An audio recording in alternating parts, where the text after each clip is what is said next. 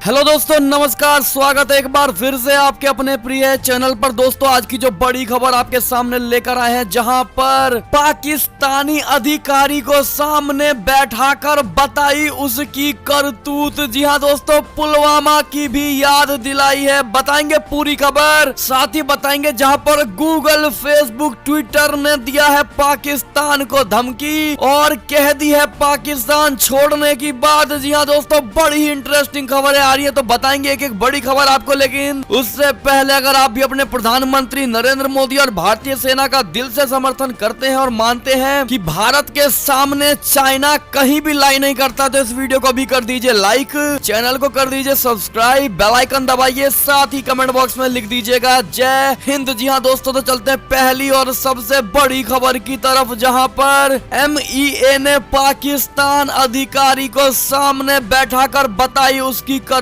पुलवामा की भी दिलाई याद। जी हां दोस्तों, भारत ने जम्मू कश्मीर के नगरोटा में आतंकी हमले की साजिश को नाकाम किए जाने के बाद पाकिस्तान को एक और कड़ा संदेश दिया है। दिल्ली में पाकिस्तान उच्चायोग के अधिकारी को तलब कर भारतीय विदेश मंत्रालय ने नाराजगी जाहिर की और कहा कि पड़ोसी मुल्क अपनी जमीन पर आतंक को पनाह देना बंद करें। विदेश मंत्रालय ने जारी बयान में कहा कि भारतीय सुरक्षा बलों ने जम्मू के नगरोटा में 19 नवंबर 2020 को एक बड़े आतंकी हमले के मंसूबे को नाकाम कर दिया है। शुरुआती रिपोर्ट्स में पता चला है कि एनकाउंटर में मारे गए आतंकी जैश ए मोहम्मद से जुड़े थे। भारत सरकार ने जैश के लगातार आतंकी हमलों को लेकर चिंता जाहिर की है। जारी बयान में विदेश मंत्रालय ने कहा कि अतीत में भी जैश भारत के खिलाफ हमलों को अंजाम देता रहा है। फरवरी 2019 में पुलवामा में हुए आतंकी हमले में भी जैश का हाथ था।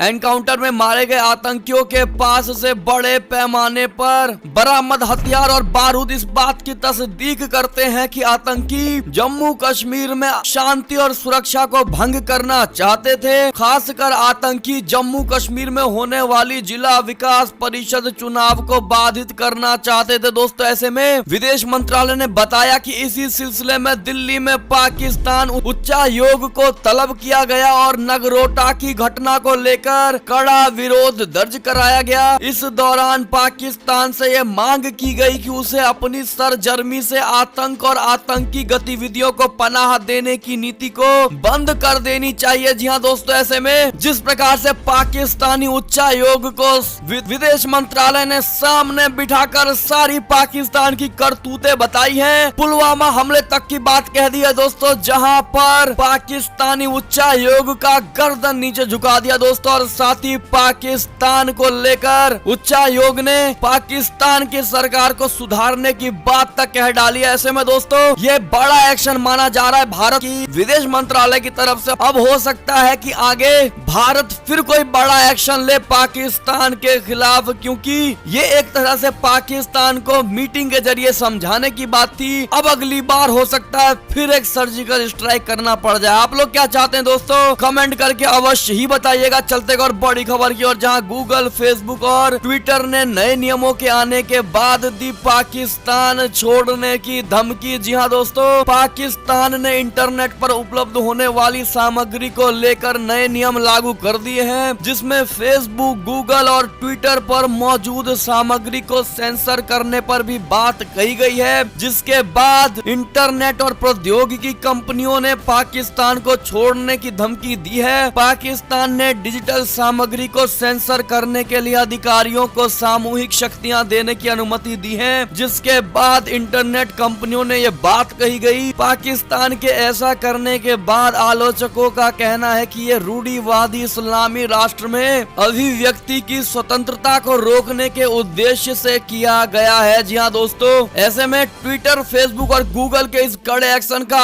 आप कितना समर्थन करते हैं दोस्तों, अवश्य बताइएगा। और इनको छोड़ के पाकिस्तान जाना चाहिए या नहीं, कमेंट करके अवश्य बताइएगा। चलते और बड़ी खबर की ओर, जहां पर डोनाल्ड ट्रंप ने किया बड़ा दावा। बड़ी कंपनियों ने चुनाव के दौरान लाखों डॉलर खर्च करके मेरे खिलाफ विज्ञापन चलाए हैं। जी हाँ दोस्तों, पूर्व अमेरिकी राष्ट्रपति डोनाल्ड ट्रंप ने शुक्रवार को यह आरोप लगाया है कि बड़ी दवा कंपनियों ने हाल में संपन्न राष्ट्रपति चुनाव के दौरान लाखों डॉलर डॉलर खर्च करके उनके खिलाफ नकारात्मक विज्ञापन चलवाए हैं। हाल ही में संपन्न राष्ट्रपति चुनाव में पूर्व उपराष्ट्रपति एवं डेमोक्रेट उम्मीदवार जो बाइडेन को पेंसिल्वेनिया, मिशिगन और विस्कॉन्सिन में जीत के बाद 7 नवंबर को विजेता घोषित कर दिया गया था। इससे पहले अमेरिकी मीडिया ने 3 नवंबर को हुए चुनाव में जो बाइडेन को विजेता घोषित कर दिया था, जिसे ट्रंप ने मानने से इनकार कर दिया था। आपको बता दें, ट्रंप ने व्हाइट हाउस में संवाददाताओं से कहा कि प्रचार के दौरान बड़ी दवा कंपनियों ने मेरे खिलाफ लाखों डॉलर खर्च करके विज्ञापन चलाए हैं। वैसे इसमें यानी चुनाव में मैं जीता हूं करीब 7.4 करोड़ मत से, और आप जानते हैं कि हम पता लगा लेंगे। जी हाँ दोस्तों, ऐसे में डोनाल्ड ट्रंप ने बड़ा दावा किया है। और आपको क्या लगता है दोस्तों, क्या ये दावा इनका पूरी तरह से 100% सच है दोस्तों? हाँ या ना? अगर आप भी इनका समर्थन करते हैं या नहीं करते हैं तो कमेंट करके अवश्य ही बताइएगा कारण के साथ में। एक और खबर की ओर चलें तो यूएस ने तिब्बत को लेकर चाइना को दिया 60 साल में सबसे बड़ा झटका। अब क्या करेंगे शी जिनपिंग? जी हाँ दोस्तों, अमेरिका ने तिब्बत को लेकर एक ऐतिहासिक कदम उठाया और चाइना को 60 साल में सबसे बड़ा झटका दिया है। अमेरिका ने पहली बार सेंट्रल तिब्बत एडमिनिस्ट्रेशन के प्रधानमंत्री लोबसांग सांगे को व्हाइट हाउस में आने का न्योता दिया। इसके बाद डॉक्टर सांगे शनिवार दोपहर व्हाइट हाउस पहुंचे। बताया ये जा रहा है कि अमेरिका के इस कदम से चाइना की जिनपिंग सरकार भड़क उठी है। अमेरिका ने कभी भी तिब्बत सरकार या इसके नेताओं को कूटनीतिक तौर पर अहमियत नहीं दी। इसी कारण पिछले 6 दशकों से सीटीए के प्रमुख को अमेरिकी विदेश विभाग और व्हाइट हाउस में प्रवेश से वंचित रखा गया।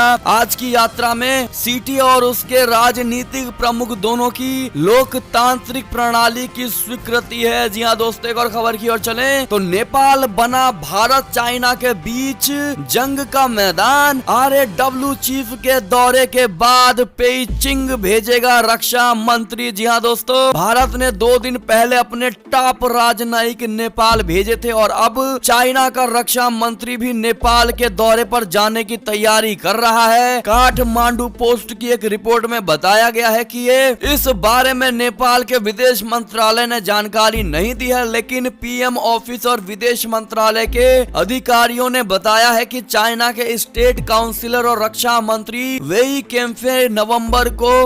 फेंगे नवंबर के आखिर में काठमांडू आने वाले हैं। जी हाँ दोस्तों, ऐसे में अब देखना ये होगा कि भारत से अलग इनकी क्या डील होती है दोस्तों। और जिस प्रकार से भारत ने अपने विदेश मंत्रालय की तरफ से नरवणे जी को भेजा था, इसी प्रकार से अब चाइना भेज रहा है दोस्तों। और चाइना ऐसे में ये साफ होता जा रहा है दोस्तों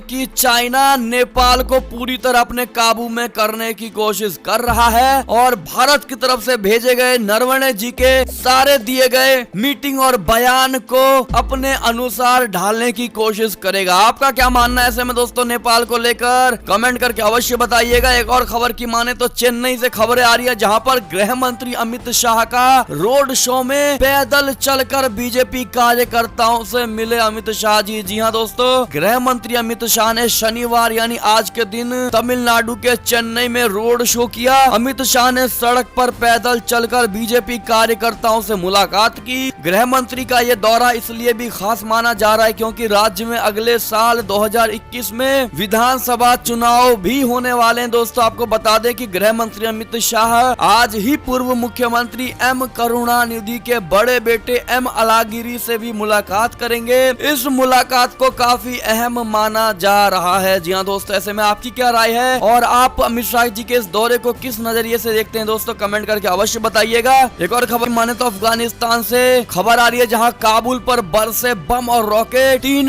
लोगों की मौत की है आशंका। जी हाँ दोस्तों, अफगानिस्तान की राजधानी काबुल एक के बाद एक कई धमाकों से दहल गया है। इस दौरान कई रिपोर्ट्स सामने आई है जिनमें यह दावा किया गया है कि शहर पर रॉकेट से हमला भी किया गया है। स्थानीय मीडिया रिपोर्ट्स में यह दावा किया गया है कि बम धमाकों में एक शख्स की मौत हो गई और कई घायल हो गए। न्यूज एजेंसी AFP के मुताबिक काबुल के ग्रीन जोन के आसपास दूतावास और बिजनेस कंपनियों में अलार्म सुनाई दे रही थी। जी हाँ दोस्तों, ऐसे में आप अपनी क्या राय देना चाहेंगे दोस्तों? अवश्य बताइएगा। साथ ही अंतिम खबर की बात करें तो मसूद अजहर को भाई दे रहा था आतंकियों को आदेश, सेना के हाथ लगी चैट की हिस्ट्री। जी हाँ दोस्तों, जम्मू कश्मीर हाईवे पर नगरोटा टोल प्लाजा के पास मारे गए आतंकी संगठन जैश ए मोहम्मद के आतंकी लगातार पाकिस्तान में बैठे अपने हैंडलर के संपर्क में थे। इस बात का खुलासा आतंकियों से बरामद डिजिटल मोबाइल रेडियो सेट से हुआ है। पाकिस्तान में बने इस डिजिटल मोबाइल रेडियो से जांच एजेंसियों को आतंकियों और उनके हैंडलर के बीच चैट के संदेश भी मिले हैं, जिसमें हैंडलर आतंकियों से पूछ रहा है पहुंच गए, कोई परेशानी तो नहीं आई। ये सारे संदेश रात 2 बजे के आसपास रिकॉर्ड हुए हैं। जी हाँ दोस्तों, इस चैट हिस्ट्री में ये बड़ा खुलासा हुआ है। और आपकी क्या राय है दोस्तों इसको लेकर? क्या इतना सब कुछ